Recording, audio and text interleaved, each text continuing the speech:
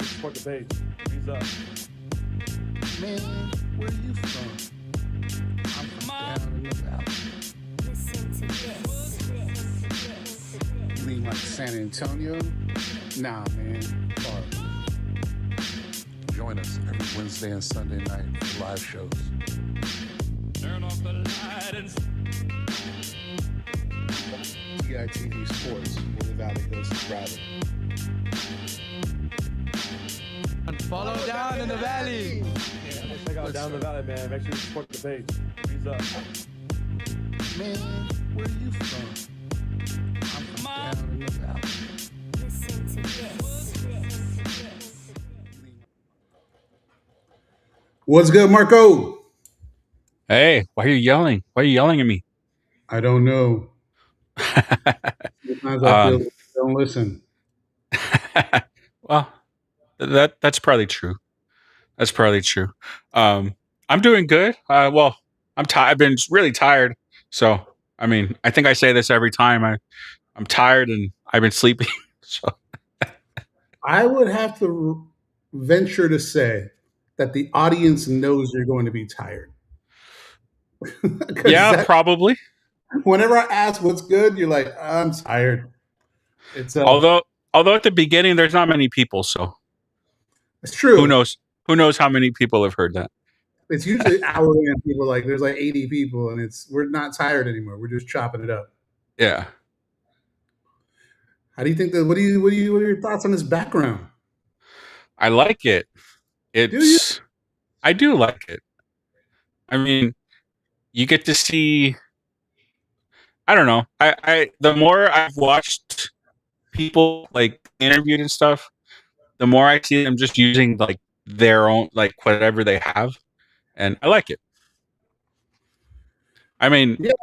I mean, my obviously just my stuff. I mean, nothing professionally set up, but I like it better than the screen. That's why I took mine off. So I don't like how the screen was kind of coming in and out. You can't really see it. And I think I'm going to go away from it. Plus, we got the logos everywhere, right? We got the RGV Tours. Shout out to RGV Tours. Shout out to the.com. So, I mean, we got enough there to be able to. Yeah, and then, I mean, it's a lot easier to just show stuff if we're going to show anything. We don't have to worry about the screen. Well, I'm rocking the mayor of 956 hat. Right? It looks like a NASCAR hat. It kind of does. Yeah. You're not wrong. I'm still yelling. Am I yelling? No. Okay. I felt like I was yelling a little bit. No, it looks like a racing hat. Yeah, to me. Yeah, I mean it's autographed, so I don't know. I mean, I don't think I'm going to wear this out and about. Yeah, you don't want to get it all sweaty. Nah, and the other Fabian one's autographed too. Okay. So, hey, have you checked the weather for the first game? Nope, I have not checked the weather. Oh, it's just going to be hot. I mean, probably. It doesn't go that far. It goes to Friday. But well, my app only goes till Friday, like next Friday. Really? It doesn't. Tomorrow it'll show me the game day, but it's going to be hot. Yeah. I am looking forward to it, but not looking forward to it. Yeah. Well, we're going to be out at the tailgates before.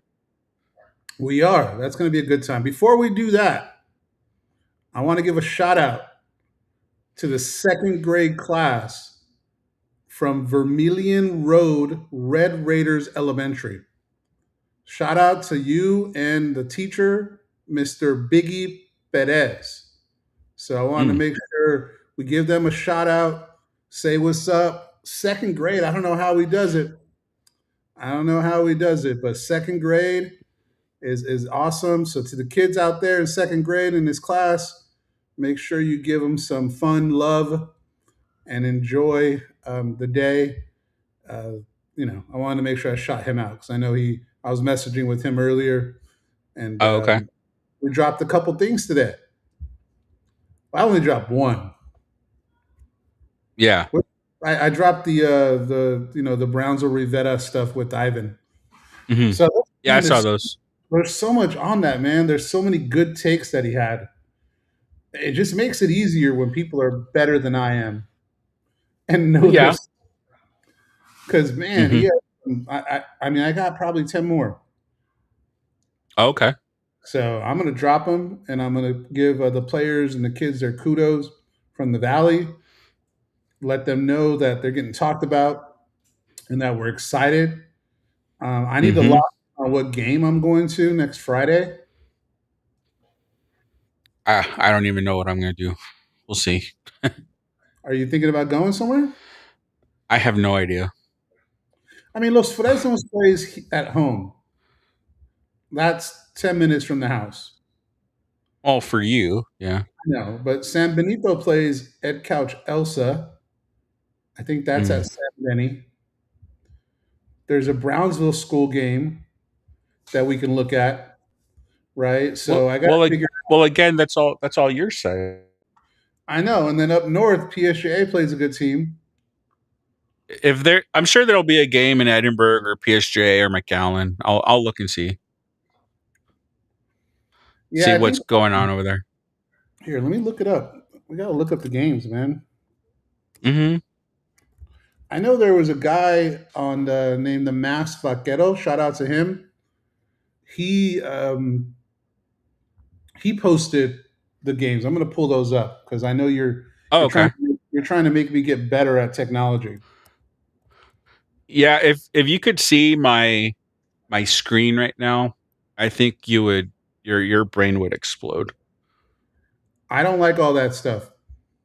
I'm when we're on here, I'm always doing like a million different things. Really? Yeah, like I don't know. it's hard for me to just sit here and talk. You're doing stuff as stuff is happening. Yes. Yeah, I can't do all that. Oh, I thought you were gonna unfollow right there. No, I'm not going to do that. You see it? Yeah. So shout out to Mass Vaquero. Was a cool dude. Has been a cool dude with me. He's done some cool stuff. Hmm. He's got a couple things on here, UTRGV basketball season stuff. But the cool thing is he broke down the games right here. So we got PSJA versus Mercedes, which that's a move right there, man. Ooh, that might That's be a a good one. that's a good game. But it doesn't show where they're playing at though. I So mean, either of those, I would drive to Mercedes. It's not that it's closer than Harlingen. I mean, brand new coach at PSJA, Uh huh. right? Stud all everything athlete Isaiah Garza.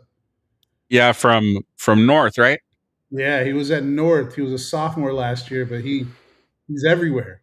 And then Mm-hmm. he's also a basketball player. St. Joe's Mm. Brownsville Vet is interesting. Corpus Christi Vets versus Edinburgh Vela. That's interesting. Raymondville Harlingen South is a big one. You know, Raymondville's 3A. Uh Harlingen's huh. South is 5A. 5, yeah. So Los Fresnos versus Alexander is a good one. Falfuria is against Lyford. You know, that's a small school matchup there. Mission versus Mission Vets. That's a big time rivalry. Mm-hmm. There you go. Sheridan versus Memorial.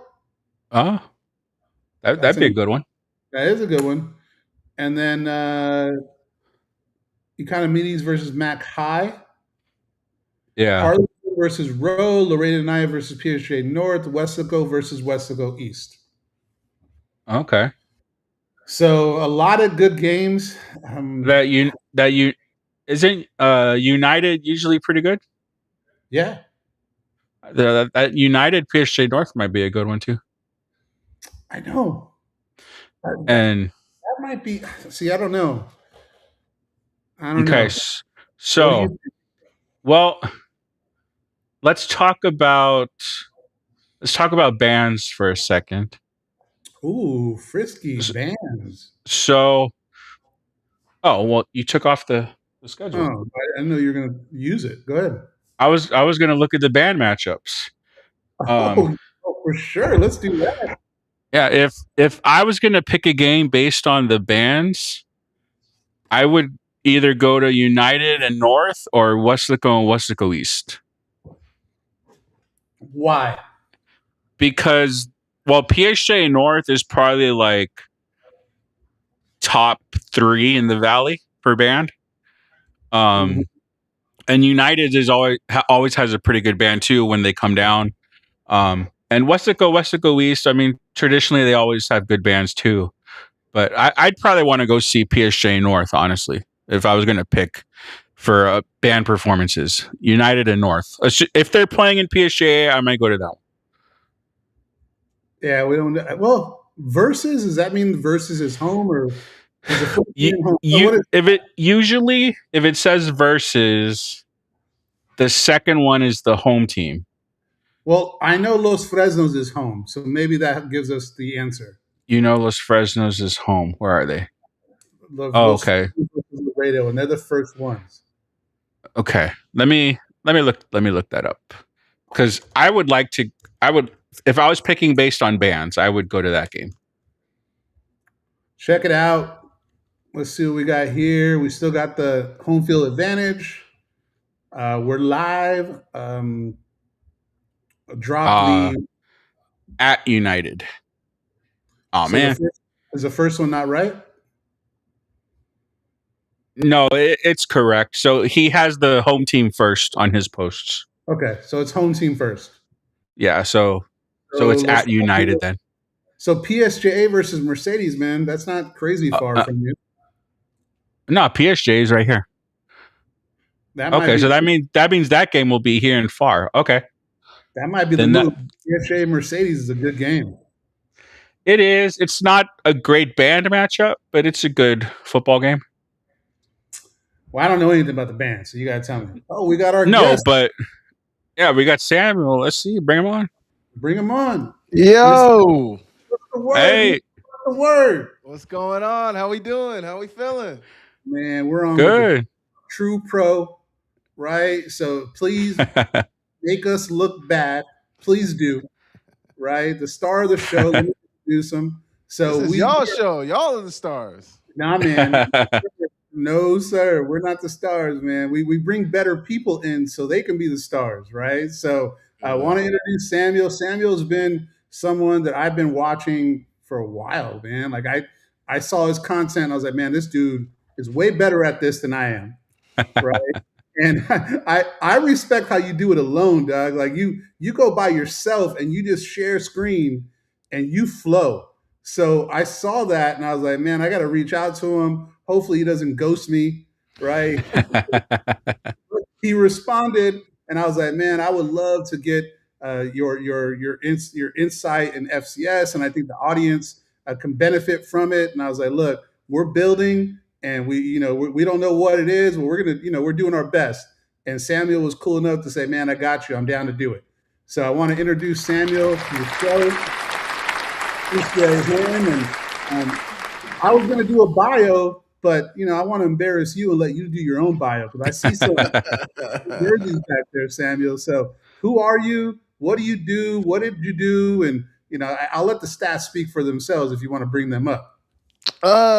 We don't have to bring the stats up, but my name is Samuel Akem. I'm originally from Oklahoma. Me and you, Roy, we talked about that a little bit when we first chatted on the phone. Love my home state. Love Oklahoma to death. Make no mistake about it, I love Oklahoma. But I live in Montana now. I've been in Montana since 2016 when I first came to the University of Montana to play football. That would be that jersey right there. I was here. Well, I was playing ball here from 2016 to 2021. I was an All-American. I was an All-Conference guy. So God is good there. Hard work pays off, boys. Put the work in, and it can pay off. But after that, I did the draft and my pro day and everything. No NFL teams came calling. I actually did finish my career by breaking my collarbone in the playoffs against James Madison. So I think that kind of hurt me. And I dealt with a Liz Frank injury in my junior season in 2019 as well. But I did get an opportunity to play professional ball. That's that jersey right there. I played for the Philadelphia Stars in the USFL, which is now the UFL. Corey Coleman, a famous Baylor receiver, was one of my teammates. So it was really cool to get to learn from him and play with him, man. I remember looking up to him when I first got into college. And then I remember seeing him sit when we're doing our physicals in the USFL. And I was like, yo, like, that's Corey Coleman. Like I used to, I don't know, it's kind of crazy to like have a guy you used to really look up to. Then you're sitting there right there and he's right there and you can ask him questions and just, I don't know, it was really cool. But yeah, so I played in the USFL for a season. The leagues ended up merging the XFL and the USFL and the Stars went away. And I didn't get signed when they did, you know, their another draft and everything. And I could have tried to go to the CFL and I could have tried to go to the US. I could have tried to get signed to another team. And honestly, that's probably the biggest what if I have is, you know, what if I would have tried to go to the CFL? Because I think I could have been successful in the CFL, but that's probably my only regret from my football career. But after that, that would have been 2023 when I played in the USFL. So then 2024 was when, you know, I was officially done playing. You know, I started looking for jobs and I got a job with a company called Snap Mobile. So that's what I do for my day job now. I do fundraising. So it's basically just sales. I'm a salesman, man. I'm selling. Join the club, baby. Exactly. But after that USFL season in 2023, that was actually the year that Montana went to the national championship, played South Dakota State and lost. But that was when I reinvigorated my channel. I started breaking down Grizz games, and you know, I got a couple of opportunities. I had a news segment every week where I would break down Grizz or Bobcat games on SWX. So thank you to Sean Rainey. You know, and it's funny that you mentioned, you know, you were saying you hope I don't ghost you. Well, you know, that's one thing that I've learned in this business. And, you know, I've been really grateful in this business that there's been people willing to reach a hand back and pull me up, you know, where, you know, they've been through this before. So, you know, they helped me out. Like actually today, dropping tomorrow, I just had Montana State's play-by-play announcer Keaton Galogly, who's been in the business for a while. He's younger. He's probably low 30s, but he's been in the business longer than me. And he's also somebody who I've been able to reach out to and grab advice from. But anyway, to keep on how I got to where I am today, 2023 started really, I had a channel. I only had like 200 subs and I dropped a couple of vlogs during my football career when I was playing at Montana, but vlogging really wasn't me, but I knew I wanted to do content and you know, stay around the game of football. So becoming an analyst and being able to break the game down and talk about X's and O's and do film reviews was really where I got my foot in the door and people really loved it. Later on, after the 2023 season, I started doing Akem's Analysis,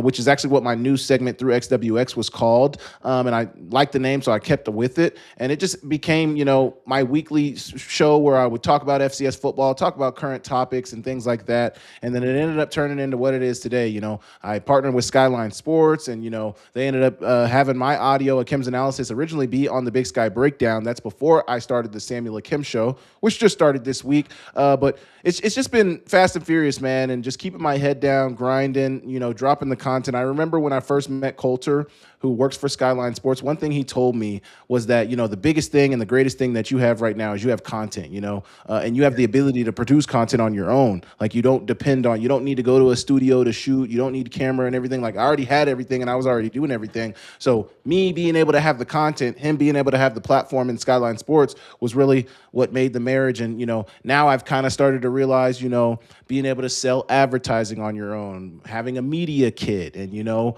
I mean, all the things that it takes to be in this media business, I've become better and better about it. And it just comes from talking to one person, talking to the other person, talking like, I'll give you, this is the last story I'll say, and then I'm done. So I know I'm getting a little long-winded. I was talking with a friend who has a podcast who covers FCS football as well. And, you know, I sell advertising, but I don't think I'm the best at it. You know, advertising sales is a little bit different than fundraising sales, which was what I do. And, you know, it's also different when, you know, you're trying to sell your own asset, your own product, like, you know, putting the numbers together and all. I just didn't really understand it. Well, I was talking to somebody whose channel has less subscribers than mine. And they were telling me, you know, how much they sell their assets for. And it was significantly more than what I had been, you know, doing in advertising. And it just kind of woke me up and opened my eyes in terms of, man, like there's so much more I could be doing in this business. So there's so much to learn. There's so much to do, but it's been great being in this business, man. No, I love the growth. I mean, it's fairly recent, man. I didn't know it was that recent. 2023 since you strapped them up is pretty Yeah. recent. So I'm definitely not going to try to race you or try to guard you because I know. But I do have, before we get to our first question, we have somebody already asked a question. Couple questions based on what you said, right? James Madison, who was the coach when you guys played him? I believe it was 2021, so I believe it was Kurt Signetti. I didn't even know that. Now Right. Kurt Signetti's won the national championship. I literally went Yeah. back and looked a couple of months ago, and I was like, wow, it was Kurt Signetti. My Yeah. goodness. I was going to say it had to have been around that same time because that's Yeah. where his trajectory came up. Yeah, that next year they went to the FBS. Yep. Yeah. Best combine stat. Ooh. I'd say probably my hand size. I think I had, and I didn't go to the combine, but my pro day, my Okay. hands are like 11 inches. Like I got really, really big hands. Yeah. You said you break down tape, right? Have you had a chance to see the boogeyman Tony Diaz's tape at all? It's kind of No. viral. You know? I actually saw a video earlier this week, and actually this morning I was talking about Tony at Iowa, and I was really, talking about, he's a high level receiver. Iowa, these are the numbers I mentioned on on the show this morning. Iowa has not had a 1,000-yard receiver since 2011. The last time they had a receiver go over 600 yards was in 2022, and guess who that was? I have no idea. I couldn't Sam even. Laporta. Oh, really? Okay. So they haven't even had. I don't even remember the last time they had. I mean, I just don't know if you're a high level receiver. If Iowa, anyway, but Yeah. I have not watched the film myself. I did see a clip of a cut up of him on social media yesterday, though. I did. Yeah, ball skills. All about ball Yeah. skills. The guy can really track the ball and faster than you think. Yeah. Right. Mhm. I was surprised about the Iowa thing. I'll be honest with you because he had the Yeah. Alabama offer. He Yeah. had Kentucky offer. Right. And Yeah. had some other things cooking. Maybe it was the bag. Probably. Yeah. Yeah. Pretty cold in Iowa. So Yeah. Yeah. what I do know, he's been back down to the Valley a couple times, so he misses the Valley a little bit. Where is he Right. from? Is he from Texas originally? He is. He's from San Marcos, which is up by San Antonio. Okay. So he's from Texas, but he likes the Valley because I know he's been down here before. Other question I had. Well, no, I mean, Hey, well, Roy, I was going to say, well, maybe they're seeing what Rocco Beck was doing at Iowa State, and they're going to start throwing the ball. You never know. Wishful thinking. we're excited about him, and we're excited about Xavier Nolan, who's also at Oregon State. So our two receivers from here both. Xavier will see the Grizz this year. The Grizz see Oregon State this year. So okay, is that like game 1 or 2, or when is that? Game 3. I believe it's the second or third game of the season. It's somewhere in the non-conference. I think it might be the third. He's a small little fellow, man, but he gets open and he can run. So I'm interested to see what he does at that level, and I think that's something we can do. Well, let's get the first question. We got a question from Mike. Looks like he's asking, what do you think about the portal? And some teams do it good and others do not. What are your thoughts? I think it's a case-by-case basis. But I also will say, I think there are some situations where teams have a great need to dive into the portal.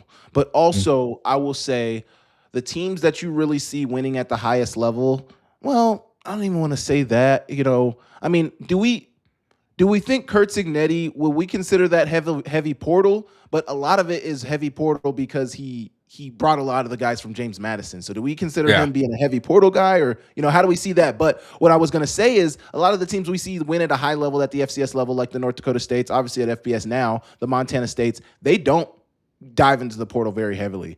We talked to Brent Vegan at the Big Sky Media Days this year, and I asked him that, really, what goes behind your portal strategy and why don't you guys? And he said it's a situation where, they really look at their development. So say you're looking at your defensive line position, and he said they asked the question, do we like who we have at D-line, or do we think we can get somebody better in the portal? And for him, and since he's really been there since 2021, they've liked the guys that they've had there. This year, coming off a national championship win, Montana State has only brought in 2 guys throughout the portal. And unfortunately, one of them actually 3 or 4, because they brought in a corner from Arizona, they brought in a corner from Penn, they brought in a tight end from Air Force, and maybe one more guy. But they don't. The point I'm trying to make is they don't recruit through the portal very heavily. That's not what they do. So, I don't know. It just depends because if you look at a school like Montana, they do bring in guys from the portal pretty heavily. But also, I feel like Montana's been in this cycle of not having a ton of not having a ton of young talent that you've been developing. So now I feel like they're in this cycle of bringing in portal guys and bringing in portal guys and bringing in portal guys, and it's kind of a sick cycle. I think in order to depend on development, you're going to have to go through some bad years. If that's not what you've done, you're going to have to build that Rolodex up of guys that you got, throughout the program. But if you start depending on the portal, it'll become a nasty cycle. So I would say that the best teams do it through development. But, I think we've seen success through both lenses, honestly. I like it. I got a question specific because, UTRGV has a unique situation. Mm-hmm. Right? This year, their recruiting strategy was taking FBS guys at the receiver spot that did not play and bringing them down to UTRGV. Yeah. What are your thoughts on the FBS drop down and the strategy of doing that rather than leading on maybe a D2 guy that overperformed or a JUCO guy that overperformed? What are your thoughts on that? Because right now on our squad, we have two guys expected to play a lot that did not get on the field last year at Tulsa or North Texas. What Tulsa. That's your play. Man, I don't know truly, because just because they didn't play does not mean that they're not talented. But also along those lines, them not playing that's data to gather. There's something to be said there. Why weren't you playing? And on the other hand, with the Division II or lower division player, yeah, they've had all those numbers, but also what type of talent were they going against? And how are they going to translate against higher level talent at the Division I level? So I think there's just like I said with the portal and not recruiting through the portal, there's pros and cons. I think it's a situational basis. You really got to talk to the recruit and find out, what was wrong at your previous spot, or talk to the D2 drop down guy, maybe it's not even really talk to him. You just got to analyze him in the first couple of weeks and see, is he getting open? Is he physically fit to be able to be at this level? I don't know. There's a host of things that go into guys being successful or not successful. I don't know if it's necessarily a wrong play because, say, for example, with UTRGV, if they don't grab the guys from the FBS, where are they getting? Do you guys have guys on the roster already? Where is the talent going to come from is the next question, So somebody's going to grab those FBS guys. If it's not UTRGV, it's going to be Austin P. It's going to be Incarnate Word. It's going to be somebody. But where do they go? So, and also, too, coaching matters as well, because I would say that I wasn't the same receiver under Bob Stitt that I was under Bobby Houck. I got recruited by Bob Stitt. Bobby Houck ended up taking over, and he was my head coach. But I was a much, much better receiver under the structure and the coaching of Bobby Houck and Brent Pease, who was the receiver coach at the time. He's now the offensive coordinator in Montana. But Brent Pease did phenomenal things for my career.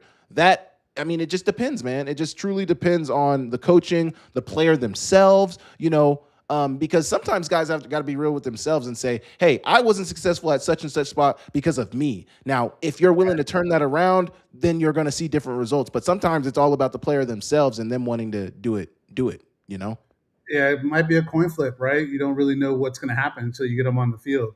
Next question. Do you think the Villanova QB plays this year with the eligibility drama and conference drama?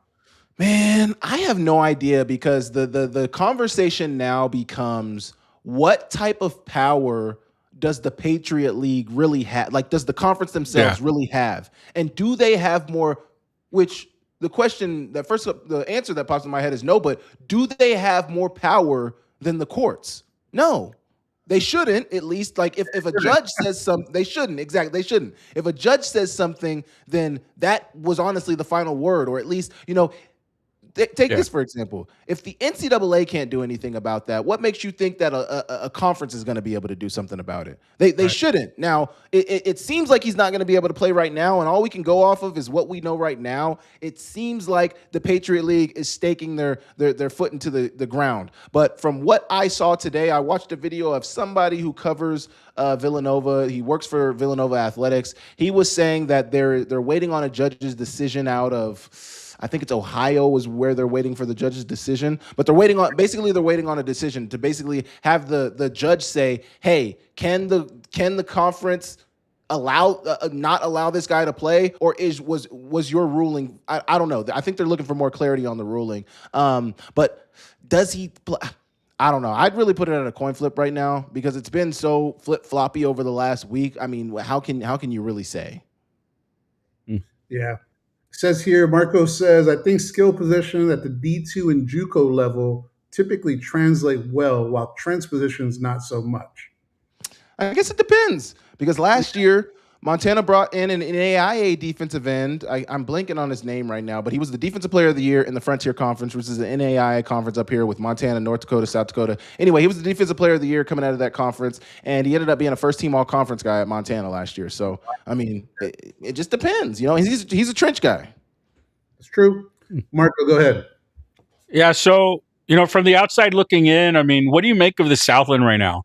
I mean, from us being in it, I mean, it seems like a tough conference. I mean, every team's getting better. All the teams are legitimately reloading from what we've seen. So, I mean, is the Southland a legitimate, like, multi-bid, national relevant conference? Multi-bid. I mean, they had 3 bids last year. Now, yeah. Should they have had 3 bids? I don't know, but they got 3 bids, and the guys. I mean, the record said that they should have had 3 bids, so that's why they had 3 bids. We're not gonna go back and forth, but I think it's a very competitive conference. I like the talent in the conference. I just really love the play right now in the South in terms of the UAC, the Southland. I won't even put the SoCon. Really, the Southland and the UAC have really been impressive lately. Stephen F. Austin, UTRGV, Lamar, Sela. I mean, all the teams in that conference. Incarnate Word. I mean, a lot of people thought that Incarnate Word would be better than they were last year. We'll see what they can do this year. But I think it's a formidable conference. I think there's a lot of talent. I think what you said is true as well. A lot of rebuilding. I mean, who are really the marquee names right now in terms of talent-wise in the Southland Conference? I mean, can we think of anybody? Sam Vidlak, who was a former Montana guy, is now gone. Who's at Lamar? They had a guy named McCown last year, and another. I know they played quarterback last year. But he's in a battle. He's not even the starting quarterback right now. I think they're still battling for that. And then we got Bugs from SFA. SFA, yeah. Yeah. Then the lineman from SFA is a big-time All-American. But there is a drop-off after that. Absolutely. So, I mean, I guess we'll have to see how it plays out. Lamar's got some big non-conference games. Stephen F. Austin's got some big non-conference games. UTRGV, if I'm not mistaken, UTRGV plays Prairie View A&M as well, right? No, that's Prairie View plays Tarleton, but Tarleton. But Prairie View plays somebody else as well. I'm blanking on it right now. I'm not going to remember it. But either way, we play UTSA, which is what it is. But there's some big non-conference games, and I think those will really help determine where the Southland is at. You got to perform well in the non-conference because within conference, depending on what happens, those non-conference games, you really get to reference those at the end of the season. So I'll really be paying attention to those as to be a good barometer. Like Lamar versus Abilene Christian, that is a marquee game for Lamar, a marquee game for the Southland. I mean, it would really benefit the Southland for Lamar to win that game. And, Lamar, I think, was a team that was really built on the defensive side of things last year. What does that look like for them this year? We'll just see. But I think the Southland is in a good position. I just think there's a lot of unknown talent that is going to reveal itself this year.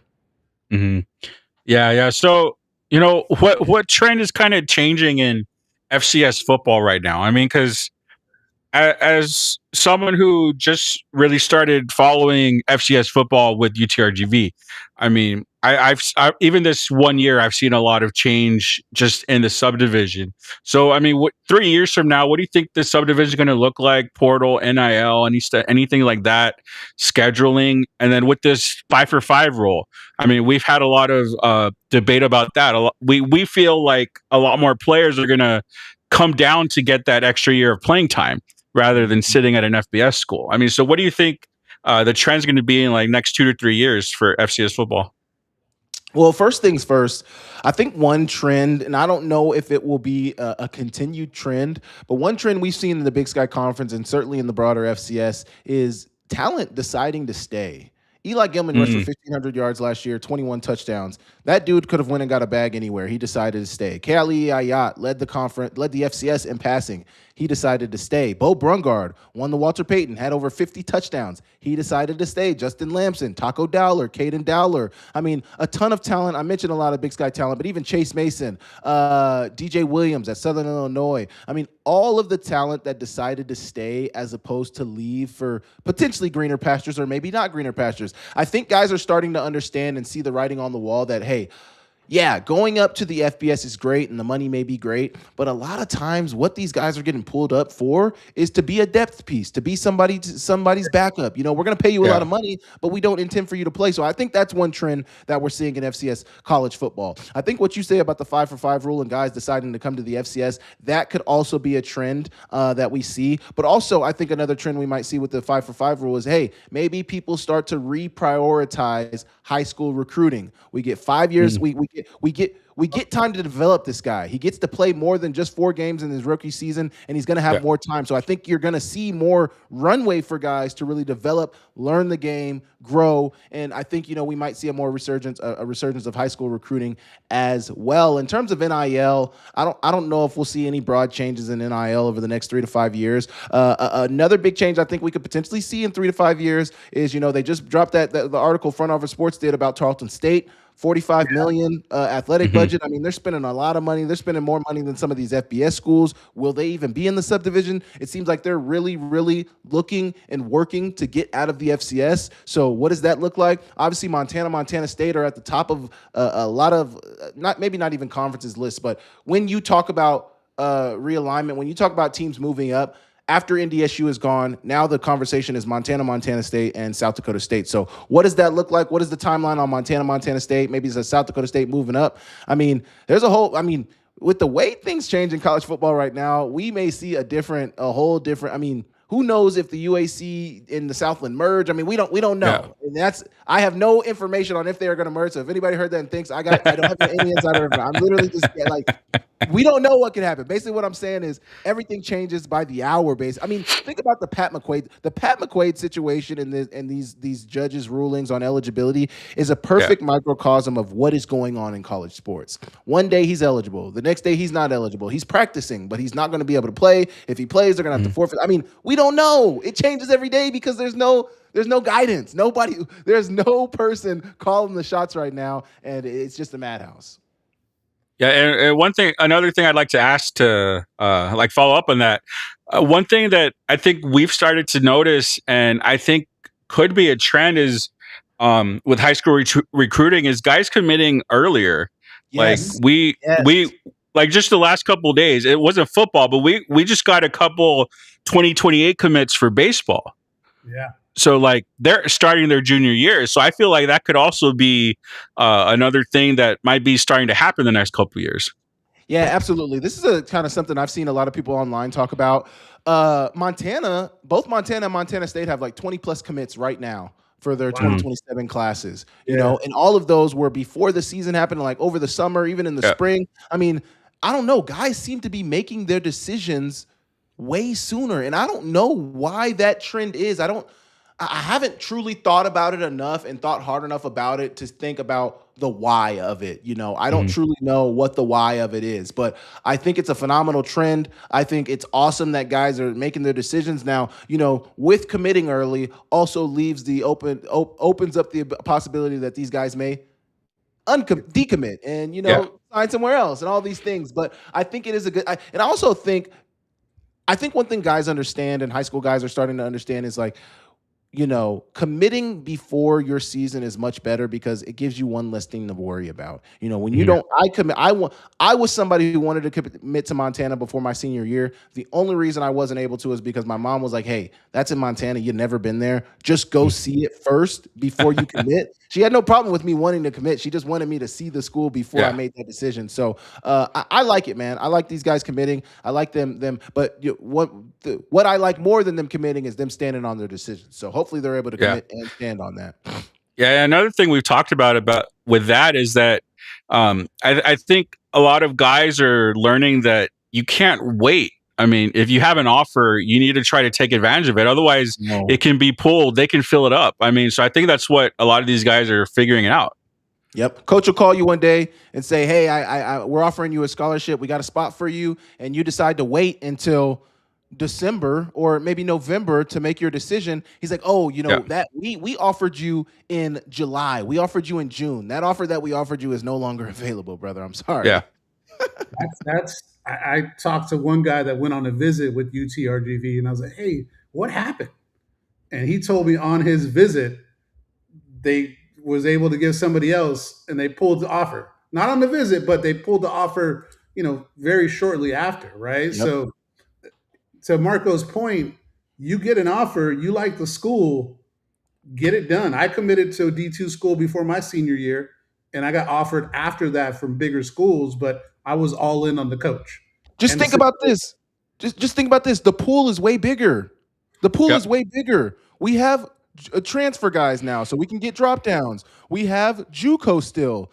So I mean, when you think about all the talent that you have in the transfer portal and JUCO, high school sometimes is on the bottom of these coaches' list. Like there are some schools who don't prioritize high school recruiting. That is a real thing. Yep. So if you get an offer as a high school kid, I mean, just think, 3, 2, and 1-star guys now, it is thin pickings out there for those guys. Those are JUCO guys. Those are the JUCO guys now. Those guys used to have a couple offers, a couple FCS offers, a couple ability to go play D1 football. Now those guys are playing D2 JUCO NAIA, and they're trying to work I mean, it's just the pool is so much bigger now, and it sucks for high school kids, and I'm so thankful that I wasn't around for recruiting, wasn't being recruited during the transfer portal era, because I wouldn't have had my Montana offer. I simply wouldn't, man. I only had 7 touchdowns in high school. I wasn't a highly touted recruit. Like I wasn't that guy. So I'm thankful, man. I'm thankful. I got the next one. I got you. So are people sleeping on Travis Bush, our head coach? I don't know if people are sleeping on him. I mean, at least the people I've talked to, obviously he has Montana ties, so I think people respect what he's done and where he's been. I don't know if people are necessarily sleeping on him, but I think it's a situation where, you had a good year last year, but also you didn't play a full D1 schedule. And there's still a ton of teams that don't play full D1 schedules. They only have one, but you had like 3 or 4 non-D1 teams on the schedule. I think people look at that and they're like, hey, like, it looks good and the numbers are good, but they're a little bit inflated because you're playing teams that aren't necessarily the highest of level of talent at the D1. And obviously there's D1 teams that you'll stomp out as well. Like Northwestern State is going to get stomped by everybody. So, I mean, it's not just the fact that they're non-D1, but I think it's the number and the amount of non-D1s. Now, obviously, first year playing Division I football, so we understand why, but I think in order to get the respect, you have to do it on a consistent basis. Like, I think Brent Vigen started his career great at Montana State. He went to the national championship the first year, but he lost to the Grizz. So a lot of people were looking at him like, yeah, you had a great year. You went to the national championship. You lost in the national championship, but also you lost to the rival, which cannot happen. Yeah. So, I think Travis Bush, if he just continues to do what he's done and continues to put really good football teams on the field, that's where you gain the respect. Before I get to my next question on Coach Bush, I've heard that comment about a non-D1 schedule many times. Yeah. Whether it be on the Twitterverse, whether it be just people doing it. But we beat UIW, we beat Nicholls, we beat East Texas A&M, and we beat Houston Christian. So don't get me wrong, the D2 school that we smacked, the NAI school that we smacked, Texas Wesleyan that we smacked, I get that. But you can't really say it was a non-D1 schedule when we're playing conference games, though, Samuel. Absolutely. What's your take on that? Because what you said is respected, and it's a very similar tone than what we've heard. But I never hear the follow-up and talk about who we beat. Fair. You did beat D1, and that's what I'm saying. And that's what I was trying to say. That's what I was trying to say. You did beat D1 teams, and that should be respected, but it has to be done on a consistent basis. And I think part of the lack of, and I haven't even really heard people, maybe these are on UTRGV circles, but I haven't really heard people disrespect Travis Bush. I haven't really heard any negatives about him. I don't think there's anything negative to say about him. I just think it's a situation where, you just got to get more time in. You got to get more years in. I mean, all the guys who played at UTRGV last year, they're career record holders right now. So you just got to get more time in, and the respect will most certainly come. But people do pay attention to the 9D1s. So, it's kind of They one of do. those. So I'll comment on what you asked, Roy. I mean, we talk about it in basketball. We talk about it in baseball about RPI and who did we play? We talked about it with our baseball schedule last year. We played a tougher schedule, but I mean, we kind of decided it kind of wrecked our season, Yeah. So I mean, it's a dangerous thing, I think, to schedule full D1. But like Samuel says, it's going to come into conversations at the end of the year when you're trying to get into the bracket. Yes. And that's the thing now is because they put new language in the rules where playing too many playing a non-D1 opponent will hurt you. It will hurt you trying to get into the playoffs. So, I mean, that's something that Montana has run into. Last year, was it last year? Yeah, last year Montana played Central Washington, and obviously Montana still ended up being a high seed. But there have been years and will be years where you may be on the bubble, and the team that you're trying to get in over doesn't have a non-D1 win on their schedule, and you get in. I think it actually happened. Well, it might have happened last year. Let me Monmouth last year. So Monmouth was in my opinion, a playoff team last year. They were 9-3, and they looked really, really good. But if I'm not mistaken, I think they had a non-D1 win on their schedule, and that was something that I think ended up hurting them in the end. They talked about that on the announcement show, the field show about that. Yeah, you're right. I don't remember who it was, but that was a factor. Yeah, so you just look at things like that, and they actually didn't have a non-D1 last year in 2025. I can't remember what it was, but they did lose to New Hampshire, who ended up getting in over them. So that might have been the deciding factor. But there was somebody last year who I was looking at. It wasn't Monmouth, but there was somebody. But just my main point is, it will hurt you. It will hurt you, the non-D1. So so I think the FCS is trying to weed that out, the non-D1s. And I think there's still a ton of non-D1s on people's schedules, but I think they're trying to get the committee is certainly trying to get away from that in terms of playoff eligibility. I got one more question on Coach Bush. Mm-hmm. If we have a run where we're 10-2, we lose to UTSA, and then we lose one more, does he get a G6 job? I don't know. I mean, he could. It just depends on what jobs are open, what coaches, who are they going? Because, Brent Vegan is going to be at the top of everybody's list.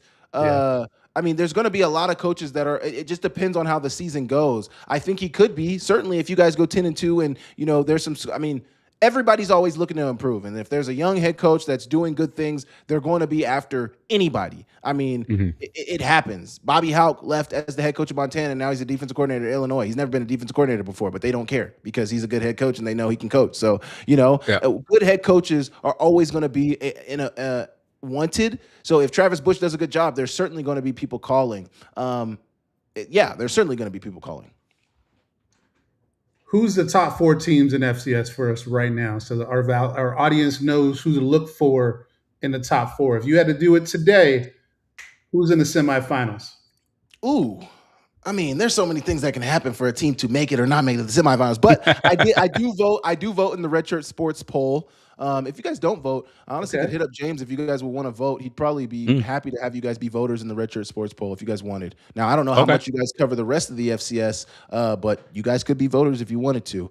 But I voted in my Red Shirt Sports poll, and my top 4 was Montana State at 1, South Dakota State at 2. I had Montana at 3, and I believe I had Rhode Island at 4. But those would be my top 4 teams right now. I know a lot of people have Tarleton State high. I got to see it. I know a lot of people want Illinois State high. I got to see it. I mean, you got to think about some of the talent that these teams are losing. Trey Page at the running back position for Tarleton State as well as another running back. I know they got Hines coming back, but Victor Gabales was a multiple-year starter. He's gone. You look at Illinois State, Tommy Rittenhouse is gone. Daniel Sobkowitz is gone. They got Dylan Lord back. They got Dawson back. But, there's just – with some of these teams, there's just too much talent going out the door for me to really depend on them right now. And I'm very big on quarterbacks returning. South Dakota State has a quarterback coming back. Montana State has a quarterback coming back. Montana has a quarterback coming back, and Rhode Island has a quarterback coming back. Now, Devin Farrell, in the latest report, may have to miss time to start the season, but nonetheless, Rhode Island has a quarterback coming back, and they're picked to win the CAA. So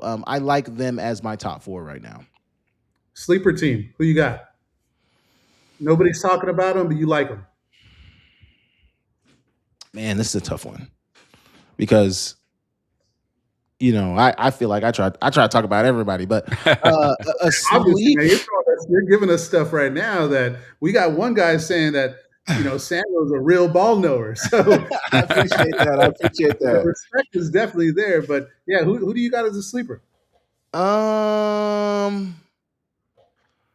Gosh, there's a couple of teams I could go with, but I want to go with. I'm looking at I have the map in my head right now, and I'm like traveling the country to see the teams that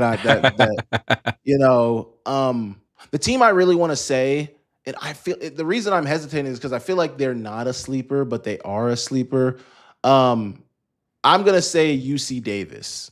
Now they don't have a quarterback right now. They're having a battle in camp. There's 2 guys battling for the job right now, so we'll see who comes out with that job. But one, I believe in Tim Plow, their head coach. He's a phenomenal head coach, phenomenal offensive mind. But also look at the rest of the talent at UC Davis. Samuel Batu Jr., all-conference receiver. You got Stacey Dobbins, a 700-yard receiver, young guy. You got Jordan Fisher, a 1,200-yard running back in the backfield. You got Winston Williams, an all-American tight end, an all-conference tight end. You also have, I think, Ian Simpson, their backup tight end, or their other guy is also there as well. Defensively, Rex Connors, who's a Defensive Player of the Year candidate on their defense. Porter Connors, Defensive Player of the Year, not Defensive Player of the Year candidate, but very good linebacker, probably top 5 to 10 linebacker in the conference on their defense.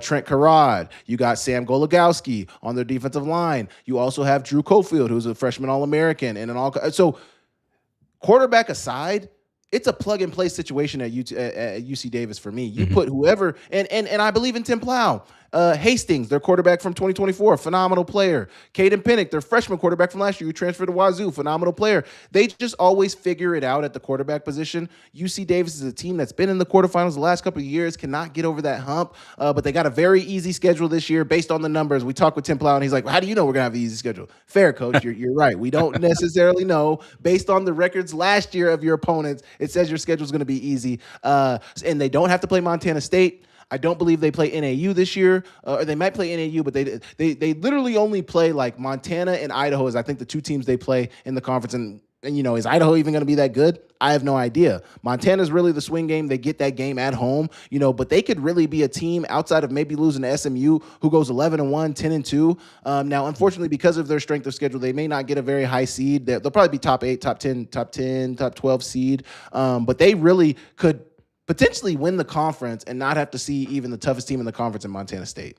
Wow. Wow. We got a situation going on down here with the quarterback battle, right? So we got an Oklahoma State, Virginia Tech transfer, Garrett Runhell, right, that came down and was recruited along with, but offensive coordinator came down, had a relationship, brings him down. Then we got our backup from last year who showed some worth but didn't really have any meaningful, game reps when it came to starting reps, right? That can run the rock a little bit, very versatile. What are your thoughts on a 2 quarterback system? Because we just heard from our coach on Monday.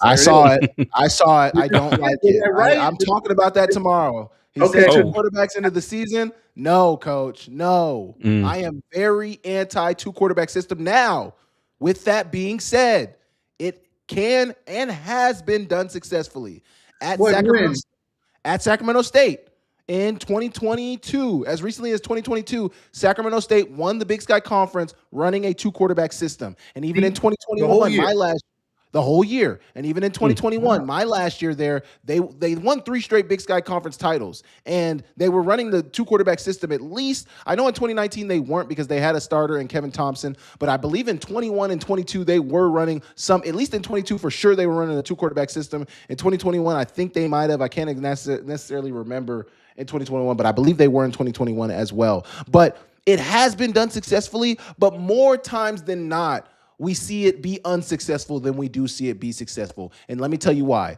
Kelly Ayat at Montana was a quarterback who was in a 2-quarterback system with Logan Fife, who ended up finishing his career at New Mexico State. We had Kelly Ayat on our channel after last year's season. Actually, earlier this year in like January, February, sometime around there, we had Ayat on the channel. He said doing the quarterback system affected him mentally. He said that it was something that, you just never know. You can't build any confidence. How are you supposed to build confidence as a quarterback when you know, hey, if I make a bad play, if I throw a bad throw, then I'm going to get ripped out of the game? It does not work, and it doesn't build confidence. Think about Ayat's numbers when he's running the 2-quarterback system in 2024. He had like 58% completion percentage. He wasn't very accurate. He didn't play. I mean, he just didn't look good. I was on my show every week saying, hey, if you're going to pick a quarterback, pick Fife. I think Fife's playing better right now. But if you're going to pick Ayat, roll with him because he's the younger guy. He's your future. Just let him mess up and let him grow through it. They never did either. They kept playing the 2-quarterback system. And, Fife played fine. Ayat, not so fine, in my opinion. Fast forward to 2025 when Ayat comes into the season knowing he's the guy, understanding that he's going to start the season and he's going to mess up as much as he wants. He's going to be that guy. Led the country in passing, 33 touchdowns, 9 interceptions, had a phenomenal year. He was an All-American. He was a first-team All-Conference guy. He was first-team All-Conference over Justin Lamson, who won the national championship and was the most outstanding player in the national championship. I just don't, and I know I got on my soapbox right here, but I just don't like the 2-quarterback. I don't like the 2-quarterback system at all. At all. Yeah. Do you go with the guy with wheels or the drop back passer? Now, we have 4 linemen returning, right? I like that. That to me changes the scenario a little bit. We've also got a good running back room. We've got some dogs in there. We got to get some proof that nobody from last TJ Dement, he was there last year, right? So does the line coming back 4 out of 5 change what you're doing when it comes to the type of quarterback you want? No, in my opinion, no. I think the type of quarterback you go with really depends on what type of system you want to run. And more importantly, I think it really goes with what type of personnel you have. So, they're both hand in hand. Your personnel matters. What kind of personnel do you have from a skill position standpoint? And also, what type of offense are you running? If you're running an offense that has a lot of read option, a lot of read zone read and things like that, where, you want to use the quarterback a lot, then yeah, go with the running quarterback. But if you're a drop back system, air raid, you're spreading the ball around, you want a quarterback who can really sling it anywhere he wants. I mean, it just depends on the system. I don't think it necessarily depends on the offense. I mean, any situation, both quarterbacks having 4 linemen come back is a good situation for them to be in. Mm-hmm. I think which guy you pick depends on your offensive coordinator, his system, what they prefer, and honestly, what will be more successful for your squad. You got one, Marco? Because I got a couple more, man. I can keep going, man. Samuel, yeah, no. I had questions. Scrapping them. I got different questions based on what he's saying. So, well, one thing I did want to ask you. So we scheduled Montana. We're going up there. Yeah. And we'll be over there. So, I mean, well, first of all, what can we expect from the game? But if me and Roy head up there, what can we expect from Montana, man? That's way up. So from the game perspective, I think the game is going to be phenomenal, man. I love a Texas team coming up to Montana. I love when this is what I yearn for is the top teams from the Southland coming up to play the top teams in the Big Sky. The top teams in the Big Sky going down to play the top teams in the Southland. The top teams in the Big Sky going down to play the top teams in the UAC. Like, I want to see good football. And I want to see games that we don't see a lot. This is obviously UTRGV is new to the FCS, but we've never seen it before. So it's intriguing to me, and I think it's exciting. I also like the color matchup, maroon, orange. I mean, it's really cool. But what you can expect from Montana, depending on when is the game, is it early? It's a non-conference, so it's going to be like in August, September. Early. I believe it's early. Yeah, so the weather will be good. It'll be beautiful. Maybe you guys might want to be here for a week and go down to Glacier or something, but Montana's amazing. The stadium itself is absolutely phenomenal. It's the loudest in FCS football. It's the best stadium in FCS football. I'm biased, but I think it's the best stadium in FCS football. The environment is just absolutely incredible. And yes, the fans will be hanging over the rails. They'll be yelling loud, but they appreciate the opposition. As like you guys coming in wearing orange, they'll be very respectful. If you guys want to go to the tailgates, you guys can drink beers. You won't buy a drink the whole time you'll be in the tailgates. They'll hand you beers. They'll want to be friendly. I mean, people are very friendly. But when it comes to kickoff, They want to rip your head off. Figuratively, they want the Montana Grizzlies to rip off your team's head. So I mean, it's going to be a phenomenal environment, man. You guys are gonna remember it. Truly, coming into Washington Grizzly Stadium, you guys will remember it for sure. Yeah, and I've seen. I mean, I've seen it on YouTube. I've seen it. Well, I watch Adam Bakken a lot on YouTube. Yeah. Ask And the question, Marco. Ask the question. Come on. okay, I've been trying to get Roy to ask you. Hold up, Samuel. This guy bugs me all the time. He's like, hey, you talk to Samuel?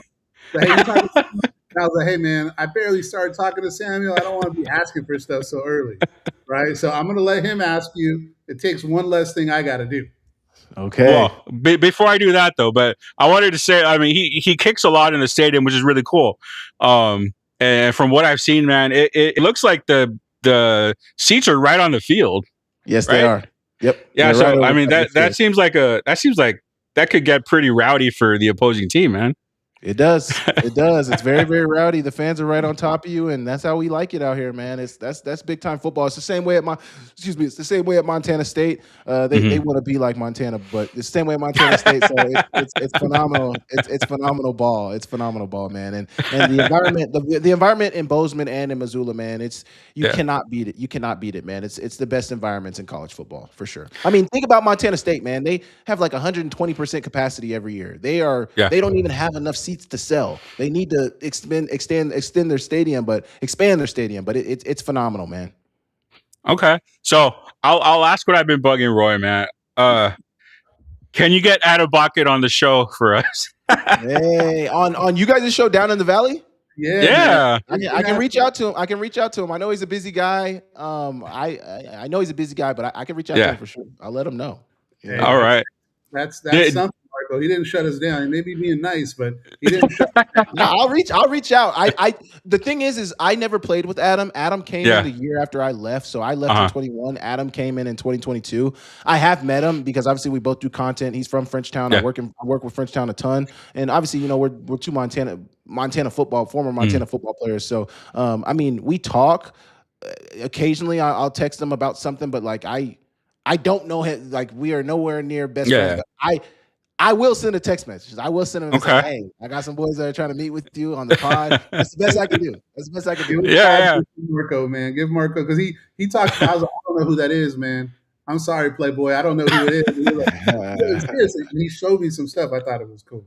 Adam does a great job. Adam's got a great fan base, and he's got a good following. Adam actually, from my understanding, from what I've seen from his content, he actually started his channel by really covering high school football games out here. And I guess he had a run in with NFHS and some of the ADs out here, and he couldn't. I mean, he still does it a little bit, but I think to the level that he was doing it, they really didn't allow him to do it. But at that point, his audience was just so big, and now he goes around and does what he does. But yeah, he's really built a great following, man. His channel's phenomenal.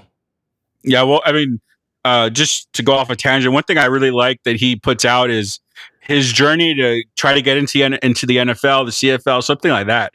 I mean, so as a young kicker, I mean, I would recommend go watch what he's doing, go see the work he's putting in and all that, because it's a learning experience for sure. Absolutely. All right, Roy, your turn. A couple quick ones. Over under UTRGV 9 wins. I got the schedule pulled up right here. Let's see. Hey, stop that, Marco. Stop that. We're talking to somebody outside of us. Ooh, I don't like that face though. I know. How many? 1, 2, 3, 4, 5, 6, 7, 8, 9, 10, 11, 12. So you got 12 at least. 3 teams we lost to are coming to our house. Say it again. 3 teams from last year are coming to our house. 1. Okay, let me see. Let me do the math for you. UT Permian Basin, that's 1. Nichols, that's 2. McNeese, that's 3. East Texas, that's 4. Can I give you? I don't know if I'll give you Sela, so we won't count that as a dub. Not saying you're going to lose, but I won't count it as a dub right now. I'll give you Incarnate Word. That's 5. I'll give you UCA. That's 6. I'll give you Northwestern State. That's 7. I'll give you Houston Christian. That's 8. Ooh. So it's UTSA.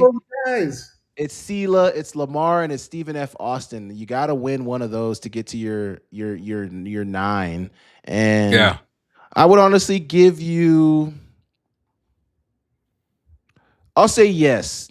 Over 9, I don't know. Can they get to 9? I'll say yeah, they can get to 9. I think they can get one of Sela Lamar or Stephen F. Austin. We'll count UTSA as a throwaway, even though you guys could win that UTSA. We'll count it as a throwaway. I think you could get one of the big 3 in the SLC from last year. I think the better question was 8. Now that I think about it, 8 would have made it a little bit more juicy. 8.5. 8.5. I would have said over if you would have said 8.5. That changes. That half changes. I would have said over 8.5. I would have said over. Okay. 8.5, yeah. Buy or sell Southland team in the quarterfinals. I'll buy that. Stephen F. Austin was in the quarterfinals last year. Yeah. Tacos or burritos? I'm a taco guy, man. Especially crunchy taco. Crunchy taco. Oh yeah. Good. Favorite football movie? Ooh. Oh man. It's actually crazy because I was just looking at the Remember the Titans, and the little daughter from Remember the Titans. She actually just passed. Yeah. She just passed away. Yep. Yeah. 6 years old. Yeah, man. So young, so sad. But I would say The Blind Side, man. I'm a big Blind Side guy. I love that movie. I honestly I can't even think of any. Remember the Titans and The Blind Side are the only ones that come in my head. What am I forgetting right now? Rudy? Friday Night Lights? Yeah. I like Friday Night Lights, but I like The Blind Side better. Okay. Program? Kind of old school. Nah. Too old. Longest Yard? Ooh. Oh. The new I'm not hip to the old Longest Yard. I'm only hip to the one with Adam Sandler. Yeah. Okay. That's what we're that's before. We'll go with that. I would definitely put The Longest Yard over Blind Side, actually. Okay. Yeah. Man, Cheeseburger Eddie. That's my favorite character.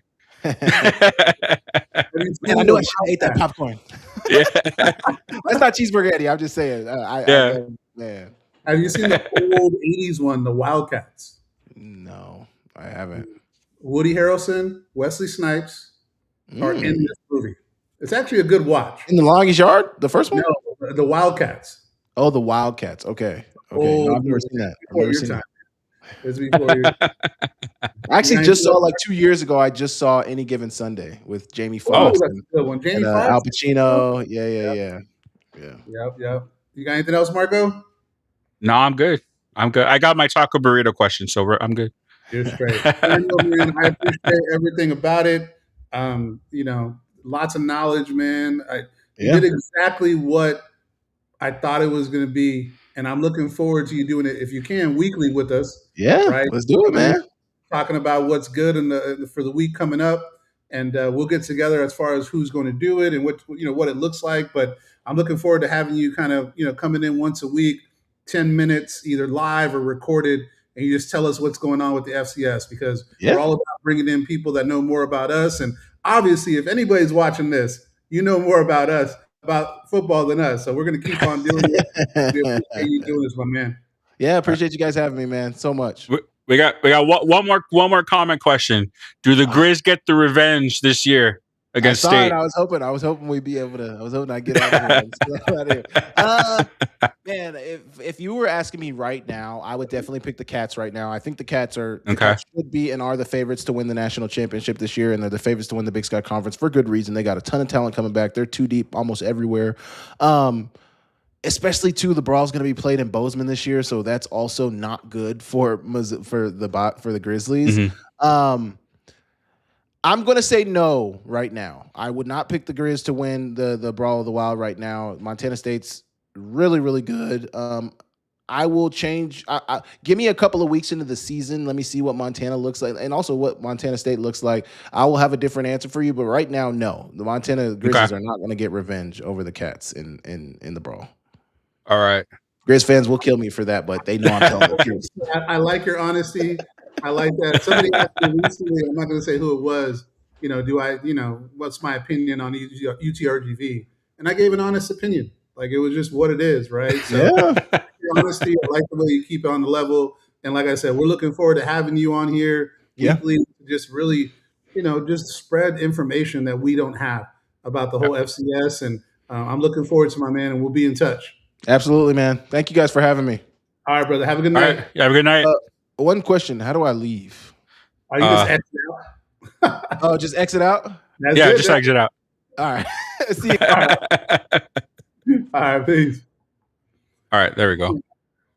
We keep on bringing these people on to either make us look really bad because they know so much, or really good because we're able to book them to come on the show. I think it's the second one. Well, I mean, we bring them on. Well, like you said, we bring them on to make us look dumb. You know, you said that. I did, and it's true, man. They know what they're doing, right? And hey, I'm not saying I'll ever know that much, but I wouldn't Yeah. mind knowing more. And people like Matt Stepp, Ivan Palacios, and Samuel Akem Yeah. make us want to learn more. I'll be honest. Yeah, man, yeah. I was taking so many notes just on what Mhm. he knows. I mean, he knew a D2 defensive tackle's name from wherever. He was a Rhode Island guy, right? So Yeah. these nuggets, man, these nuggets that we're getting, we're just blessed that people, one, respect what we're doing, right, and Mhm. are okay with us having them on, and then two, just allowing us to be fans, Yeah. right? And I think that is the unique what we're trying to bring is that I don't know who else is doing it, and maybe there's other people doing it, but we're bringing in some fire guests. Yeah. And it's only going to get more because I've been talking to people this week, and we got some local people that we got some locals that are going to jump on that are going to give us some more information, right? We talk a little NFL. That's Yeah, another yeah. cool. We're not strictly Valley. We're not strictly only us. We can talk about Cowboys. We can talk about the Texans. I Hey, don't know about the Cowboys, but we can argue about it. Right? High school football, right? We can talk about that. So I really enjoy, at the end of the day, I'm a fan. yeah, And if I was a fan, that last 30 minutes or 45 minutes that he did this, man, was special Mhm. to me. Because we got to think bigger. We got to think bigger than just the Valley, man. We got to think about it. Ooh, here's a good question from That's Mark. why Adam Botkin. I'm this much closer. This much closer. Hey, he said he'll shoot the text. Do you follow him on Yeah. X? You follow Samuel? Yeah. Yeah, well, shoot him a message. Oh, okay. Yeah. Oh, here it is. I'll send him one. versus OSU. Oh man, I've lost all confidence in the Longhorns the last couple years, Why? but I'm still gonna hope and get my feelings hurt. So You're a I'm true still gonna fan. hope. You're a true Yeah. fan. I'm gonna say it's an L until I see better from Arch Manning and company. I'm gonna go L. Oh, I'm not a UT fan, so I'm not. Is that Ohio State? Ohio State, yeah. Okay, that's what I thought. So It's in Austin this year. They went to Columbus last year and they lost, but even though it's in Austin, I'm still saying it's an L until I see better from You the don't main have guys. do you? No, I wish I did, but no. I have season tickets for baseball. Yeah. Well, Ohio State's starting quarterback is from my high school. Yeah, that's what you said, Julian Sand. Is he back again this year? Yeah, he is. He is? He'll be gone. Okay. He'll be gone after this year, but Ooh, who we gonna have on for UTSA week? Ooh, I got one for you. Let's bring on the mayor of San Antonio. Oh boy, don't get crazy now. Don't get crazy. We'll bring on the mayor of Annenberg and the mayor of San Antonio. We'll duel it out. Well, I'm trying to be technologically multitask and pull up what we have. But we did talk to Darian Sterling. I messaged him, and that's one guy that I would like to get on. I'm also going to try to get some other people on. I may have to hit up our boy Eddie Lee, see if he can get maybe some UTSA people on. Right. Mm-hmm. So, we're working on it, Marco. We are working on it. So my plan is I feel like a professional show, you know, finder or whatever, right? You're the guest finder. Yeah. I'm like Fritzy. Yeah, you're the guest finder. I'm No one. the huh? He says no one. He doesn't want us to have anybody on from. Well, that's probably because the beef. Can I pull up some beef? Do we want the smoke? Hold on. I'm not gonna comment. I'm not gonna comment. You don't like it. That's why. Let me pull Because there's no rivalry. If we win this game, then yes. But yeah. 21 and a half. I don't know, man. Like UTSA has a really good team. They did really well in the portal. They're picked to win their conference. And 21 and a half just doesn't seem like enough, honestly. Like I see Well, the line 29 five. and a half. Well, I'm just saying Marco put 21 and a half. That's what he's got. And that's way too low. You said the line was what? 29 and a half. And I just with the questions we have about our team, I'm taking the I'm taking UTSA third 29 and a half. To cover? Yeah. Just because we don't know what we have, honestly. Well, look, the beef is starting. So sideline UTSA, shout out to them. This is not about beef, right? I'm just pointing out what they saw and what they saw. I'm going to cause trouble. I'm going to cause trouble. I'm going to clip this for them. Oh, stop that, fool. You're going to get me in trouble. Well, that handle is clipping shows. The first one is our guy Sam from the Rio Grande podcast. Shout out to Sam. Cool cat, man. Just a cool dude. He runs the Rio Grande podcast, has some cool guests. He just interviewed Eddie Lee, and they're clipping sound bites of his interviews. And they're talking about Eddie Lee. They made it sound like he dogged out the fan base on that one, right? Oh. Then he got the homies from Vaquero Up with Shattered Media, right? The homie Tony Guts. And this one has gone super viral, right? And they're basically dogging out the show that, they're saying it's not the road. We got a lot of Valley people up here. This is 43,000 views. Well, they're taking UTRGV to cover. Yeah, well, it's getting heated, man. Orange is a predominant color. Let's go. Can't wait. I mean, they're talking about how we're going to have more fans than them, right? A lot of banter. It's not. There's some fighting words, not fighting, but trouble words going on. So I think it's great as long as we keep it classy, right? Just don't get personal. That's not cool. I mean, yeah, that's with any sort of beef. Yeah, I mean, just keep it about the teams, the schools, whatever. I mean, I do think we're going to have more people than expected. I think we're going to have a lot of people. I don't know what a UTSA crowd looks like. They had 45,000 for Texas State. But you game last year. Yeah, but that there's not going to be that much that's for sure. You want to bet on that? Sure, I'll bet $1 on that. No. We're going to bet a steak dinner. And don't say you can't do it because you go out. You just went to Golden Corral. That was only $20. Well, there it is. I'll buy a $20 meal from Roadhouse. You can't get a good steak for $20. That's true. I mean, make it fun. I want to eat steak. If I lose, I will make you the steak. I can cook it. I can cook it just as good. Well, tell me how you're going to make it then. I want to hear your what do you do? You're talking about here.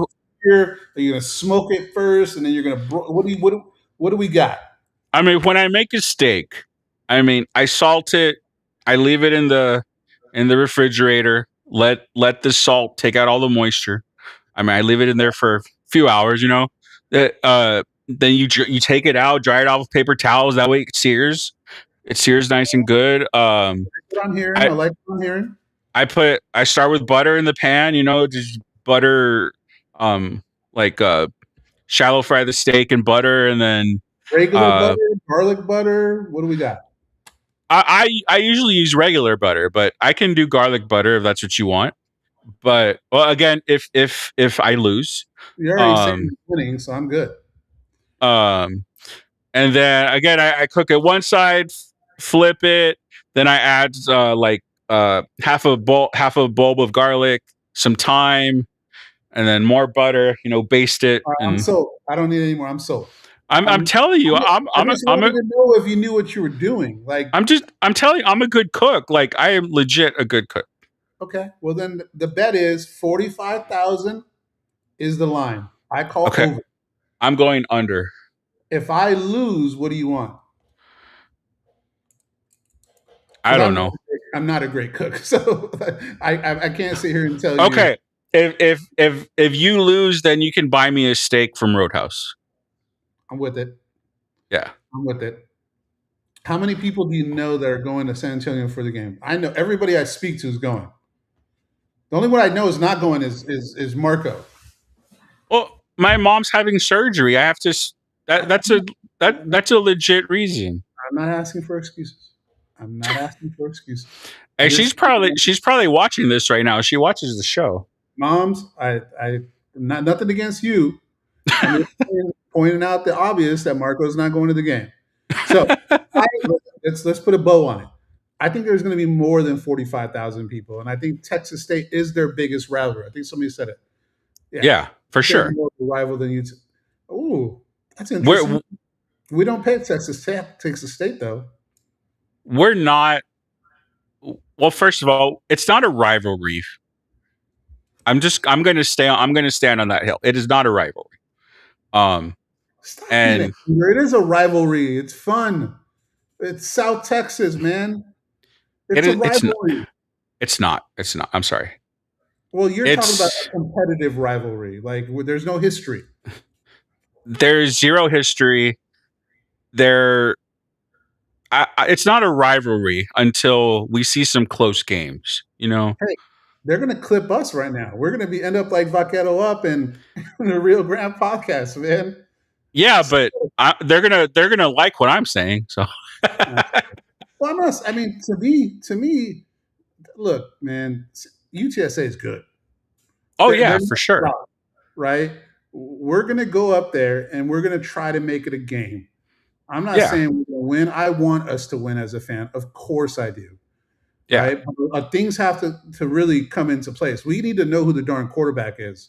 Right? If we go to UTSA playing two quarterbacks, man, that's craziness, right? And then think if we pick a quarterback after UTPB, that's less than a week to that's insane. Prepare for a game with a quarterback with the FBS level, and like you said, UTSA is picked to finish towards the top of their conference. They're not no slouch. Yeah. Says here, I think we play. I think the way UTSA gets up to play Texas State, we should get up to play. Yeah, I get it. I mean, I think I said this before. I think UIW or Lamar would be our rival. Well, yeah. I mean, in conference rivalries, we're going to have UIW, Lamar, SFA, Texas schools, right? East Texas, Houston Christian. Yeah, but UIW's in San Antonio, natural, right? And SFA smacked us last year. So, he says the coach might be Frunson. You think he's doing the oop-de-oop? I mean, I mentioned that. You think he's playing coy? You think he knows already? I mean, I did mention that a couple shows ago, and I was getting some flack for that. Well, yeah, of course, but I don't see the value in that. What's the value in doing that? To have conversations like this, I don't know. Other than that, I don't see a value in it, honestly. Yeah, playing coy, I get it, but It's not like we're going into the national championship game where any real questions would matter, you know? Mike Paris says that UTSA has a college level Valley Week, so they're ready for it, right? Has a So college level, what does that mean? I think it's basically the week leading up to the game. They're doing it's called Valley Week is basically what I think it is. Oh, I okay. think you do a dual quarterback system up until the UTS game, since more than likely will be a blowout. You get a chance to see. Yeah, but see, I don't think UTSA is the barometer or should be the barometer of what quarterback play is. No, I- because you're probably going to see, I mean, what, maybe the best defense we see all season? I don't know. Absolutely, 100% the best defense. I mean, They're gonna probably have a the best very- athleticism. Yeah, 100%. The Yeah. best at every position are going to be probably at UTSA. It's just what it is. Yeah. Right now, Spencer Rich, dog. Jaden Haygood, dog. Wes Yeah. Thompson, dog. TJ Neal, dog. Prosser, dog. Yeah. But, right, we don't know where they will be on the UTSA team. I think some of them can play for UTSA. But the second person at UTSA, They have depth. it's going to be better than us. And that's not a problem. That's not Yeah. saying that's anything bad for us. That's the Yeah. way it's supposed to be. If we had depth like that, man, we would have been in the playoffs last year. Yeah. And I mean, we talk about the same thing in baseball where the UTs, those kinds of schools have the depth at the back of the bullpen. They could pitch those guys later in the weekend and we can't.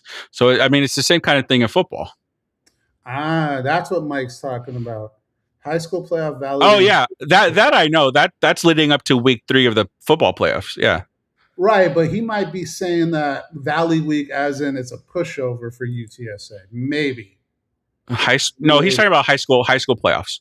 Right. So Valley Week for San Antonio is considered an easy win to them. Yes. That's what I think he's saying, and let us know, right? But No, yeah, I think that's what he's saying. Yeah. I think that's what he's saying, right? But that is changing. I think we're going to be more competitive in the next couple of years with San Antonio and Austin. I Yeah. know that. One thing that Marco just said, I feel like, well, at least with the fans for sure. The players, I don't know, are they looking past UTPB, Yes. which is dangerous? Well, Because then, I mean, it is dangerous. It doesn't matter the team you're playing. It is dangerous to look past an opponent. I don't like that. I don't like that because that's already a culture thing that should not be happening on the team. well, I think you said fans. I think the Well, fans maybe a little Oh, bit. fans, yes, for sure. I'm talking about players. Like, are the players? Is the team looking past UTPB? I don't know, but I hope not. Well, look, naturally, probably a little bit, but that's why there's a coach. That's Mhm. why there's an offensive coordinator. That's why coaching matters, right? Is that, yeah, you might think, oh, I just can't wait to get in front of. I mean, think about this, man. The Goods is from San Antonio. Hey, Good. That's crazy. He's going to have a whole section of fans there, right? Peanut is from Austin, right next to San Antonio. All these kids, those two specifically, and we got others. Malachi Lane's from San Antonio. I think Jackson Maynard's from that. We got a lot of San Antonio flavor on our team. They're going to play in a place that they felt in their head, in my opinion, that they should have been or want to be. Looking ahead, a little bit of that's going to happen for an 18-year-old, 20-year-old kid. Because that's part of what it is. But the coach, the build-up, UTPB lost their, we did an article on it, lost their quarterback to Abilene Christian, I think, right? New head coach is a high school coach that's very successful, right? Their defense lost a bunch of people. So they're replacing people. Think about UTPB right? Playing us the way we're playing UTSA. We're supposed to have more depth than UTPB. We're supposed to have more talent than UTPB. We're supposed to, but we really don't know. No, we do. That we do know that. Don't get it twisted. Clip that UTB. Do whatever you want. We got more talent than UTBB. I can't even say it right now. UTSA has more talent than us. Yes or no? For sure. Same thing. They're a Division II team. Mm. We're supposed to have more talent than them. Yeah, makes sense. So I'm not mad at that statement, and they shouldn't be mad either. Mm-hmm. Right? But yeah, if they don't come out ready, they can get smacked. Mm-hmm. Right? If they don't come, if our starting quarterback, whoever it is, right now it's Aiden from what we've seen and heard. Right? If he gets 4 3-and-outs in a row, and we do something where the field position changes, mm-hmm. and the stadium goes silent, yeah, we're going to have to find out what we do. How are we going to respond? Mm-hmm. Says, you don't think UTV coach is saying, yeah, of course. Yeah, I would bullet him. I would put us on there and say, hey, look, they got more talent than you. It's part of that. They should do that. Right. But back to our bet, I think there's going to be more than 45,000 people at the Alamo Dome. I'm going under. I know. And if you lose, you cook me a steak. Yes. If I lose, I gladly take you to Roadhouse. Yes. So what else you got, man? Well, like I said, we got a couple baseball commitments, but 2028s. So they're just going into their junior season. Yeah, and a local guy, Houston, Harlingen South. Yeah, Isaiah Olivares out of Harlingen South, a catcher. I mean, and then the other guy, Braxton Jones, he's a 2-sport athlete. He plays football and baseball out of Pearland High School. He's a short little, he's like 5'6". Yeah. I mean, he's an infielder outfielder, what I saw, but I mean, well, hey, the fact that we're able to keep a hometown talent home from Harlingen South is big. I mean, I love it. Yeah, and then I mean, Braxton Jones, I haven't looked into him much, but I mean, getting somebody from Pearland High School, I mean, that's a big name in high school sports. And again, the fact that they're just starting their junior season is like, it's kind of crazy to me. Well, that they're ready. Yeah, I mean, the coaches saw enough to offer. Yeah. I was waiting for an article that you're going to drop about them, man. Well, I was only doing articles on the ones that are coming or playing this season. Because I had one Frankie Miller from I forget, one of the El Paso schools. But I didn't do one on him because he's at 2027, so he's still in high school. Oh, that's fine. I mean, it's so long till baseball season. I mean, we got basketball before baseball. We haven't even talked a lot about basketball. And you know what? That's going to be tough, man. I know. Shout out to Coach Chambers. You know, I know he's watching. I don't think so, but whatever. Maybe he is. Right. Their season's coming up pretty quick. It is. And football season in the Valley is all football and volleyball. Yep. So we're going to do what we can. Basketball is going to get lost for sure. I hope not, but it's a possibility that they will get lost when it comes to that. It will. I will say I will probably forget about basketball. A lot of people will, man. But that's hey. But I will say BC, if I'm pretty good at handing out water bottles, so if you need some help with that, I will remember basketball season. You will. What's your thoughts on Arch Manning getting booed at the Manning camp? You got booed? I have not seen anything about it, but I don't know. I don't know about that. I saw a YouTube show about the Manning camp. I love that camp, man. And it's at Nichols. They do it at Nichols at least one year.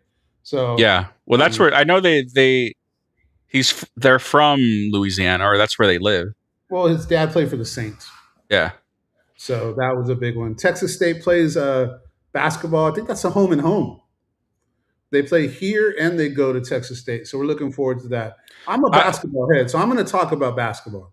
Yeah, I really like the schedule. Great schedule. It's fun. It's going to be fun, and we'll get a good gauge on how good this team is. Hey, basketball that is not a lie. I really think they have an opportunity to be our best team, man. These guys have length, multiple guys over 6'9", multiple guys that can score. BB Nice on Instagram with a 45-inch vertical. Yep. Hamming on people. And he can shoot. He's a shooter. He's not even considered a jumper. Yeah. Right? You got the point guard, Chris. You got Ian Parham, who just won one of the under 20 finals, right? You got Wright, right? You got JC Posey, James Posey's son on the team. They got a chance to go dancing. Yeah, it's that is the one team that I am excited for this season. I'm super excited to watch them, man. I'm going to be in Edinburgh. Wow. Yeah, like football. I'm not the biggest football fan. You know that, and I'll go to the games. Volleyball, I am starting to get a lot more into it, so I think I will be at a lot more UTRGV volleyball games this season. But shout out to the Bird Bowl, man. I went there last night. Mm-hmm. The Bird Bowl for volleyball, it was insane. Yeah. It was insane. I loved everything about it. If you ever want to see a hometown rivalry that's not football, go to the Bird Bowl, man.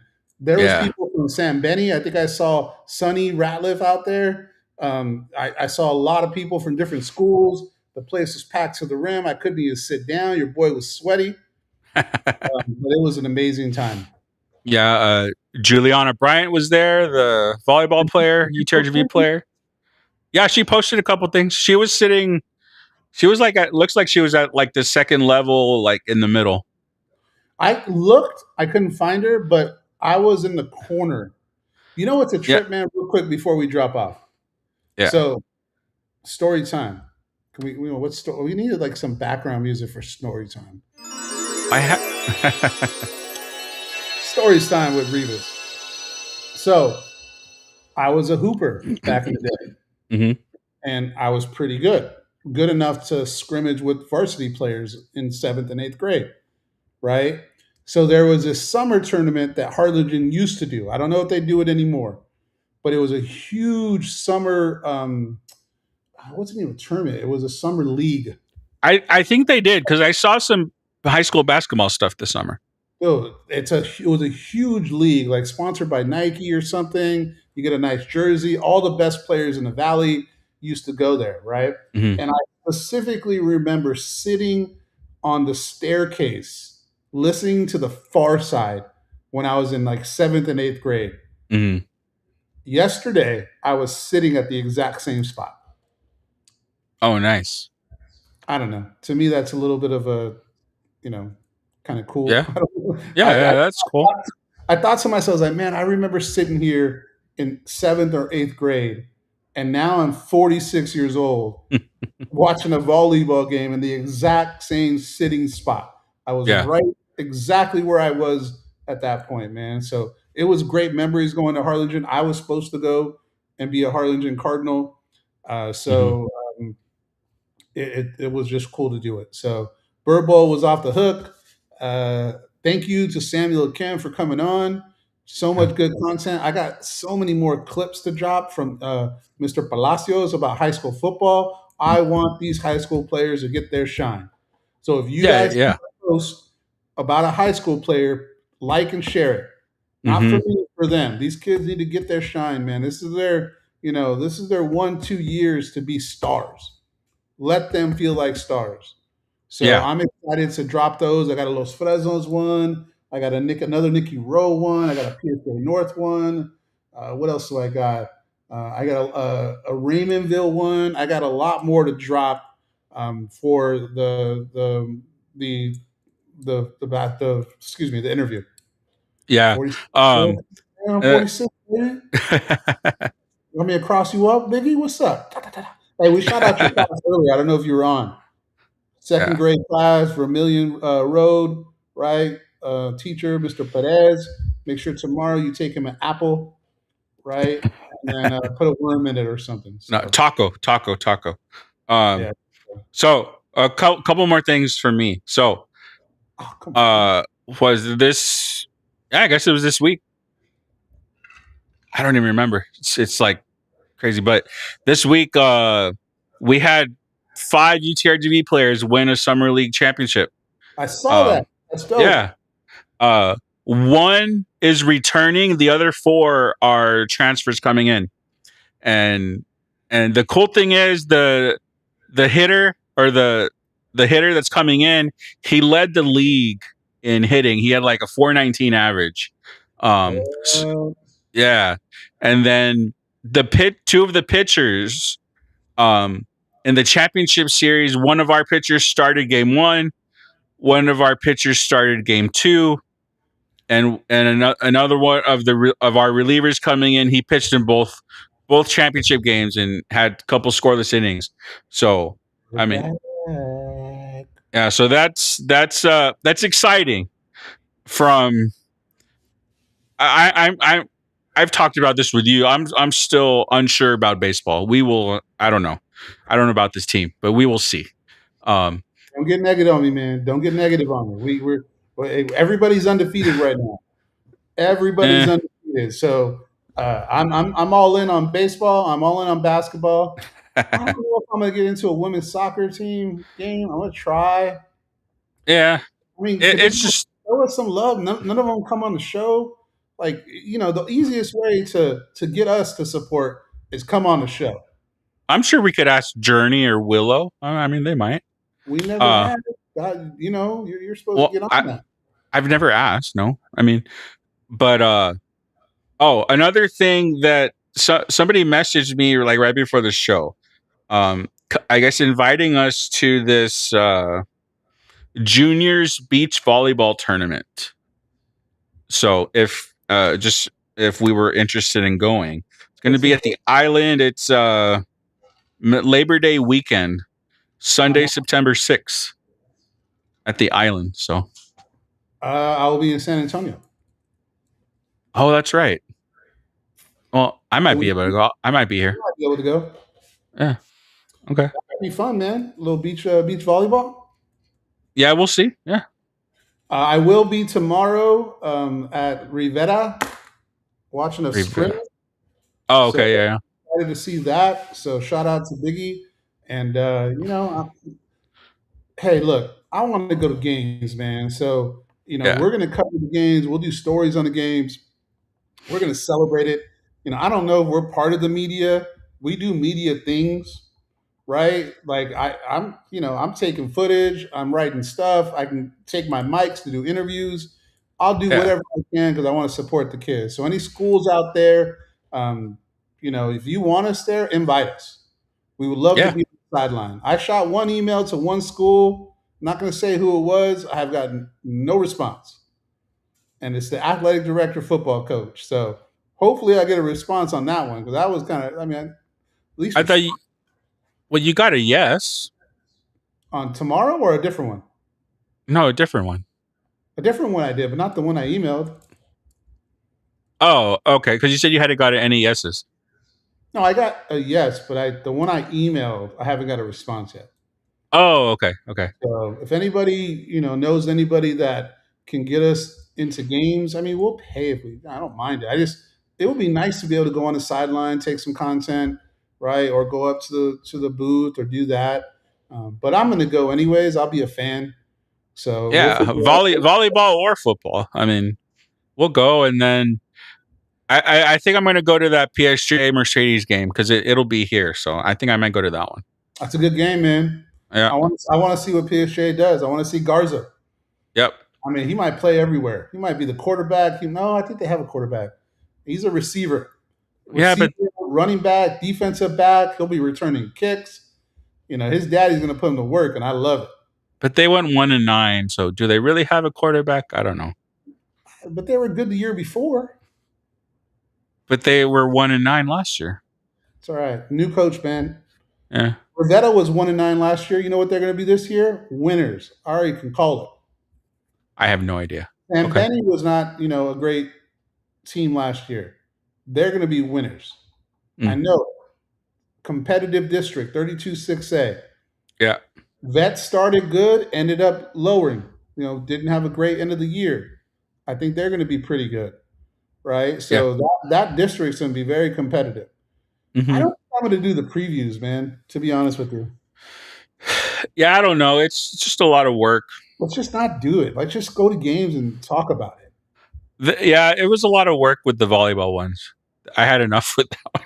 It is, and I don't know how much, people, look, I love the articles and I love doing them and I enjoy telling stories, but let's just focus on the stories, right? Yeah. Now that we're in season, starting in 1 week, Yeah. who 1 cares week. about the previews anymore, man? It's game time. It's time to lace them up.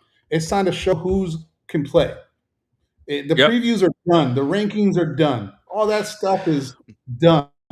It's time to see who's going to represent for the hometown, who's going to ball out, right? Who's going to smack people in the mouth week 1, and then we can just talk about that. Yep. Yeah, it's already too close. So, all right, let's agree to do it. Listen, because I was working on it. I was like, I don't know if I want to do this. I say we don't do it. I say we just, we'll pick a game of the week and we'll cover that and we'll mix it up. We'll be different with it. Yeah. So I'll cover like I said, if I go to the PSG Mercedes, I'll cover that one. So. I might just stay home and go Los Fresnos. Yeah. I got to see how good Laredo Alexander is. Anybody in the chat know if they're any good? I mean, Laredo schools are usually pretty good. I just forget which ones are good. I want to see the new Los Fresnos quarterback.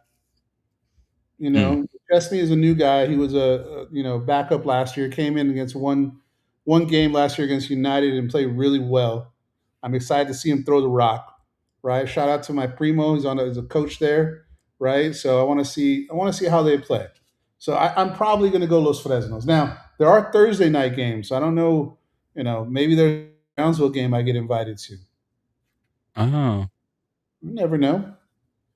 Yeah, I need to look. I don't know what I don't even know if that PSG Mercedes is Thursday or Friday. So yeah, we got to check, man.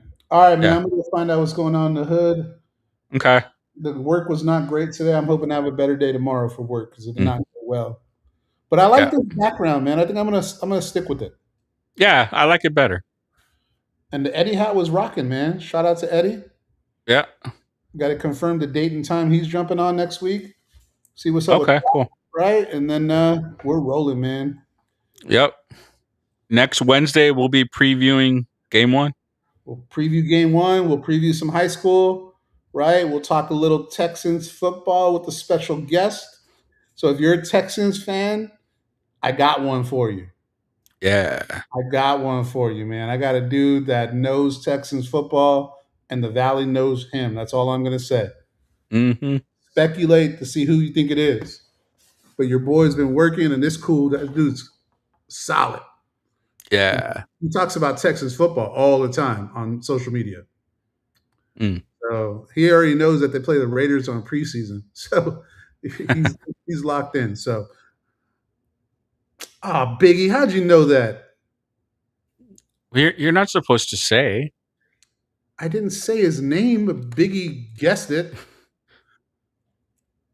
I'm not going to say his name. No, don't. He said he wanted to do it. I don't. Well, don't say his name. Don't say. Well, don't show it. Hey, man, you got to speak it into existence, right? He's got a good last name, and he likes the Texans, and I got a good relationship with him where he responds to me. Anybody responds to me, I'm happy. Because you don't have to do much to make me happy. So, Yeah. all right, man. I'm gonna get out of here, man. Appreciate everybody stepping on. Samuel Akem. I'm dropping some of those edits. We got so much to do. Don't forget to invite us to games if you'd like. Please let us know. We'd love to be on the sideline. Just really get us involved. We're trying to get involved and trying to cover as much as we can. So we appreciate everybody here. All right. Have a good night. All right, Marco. Peace out.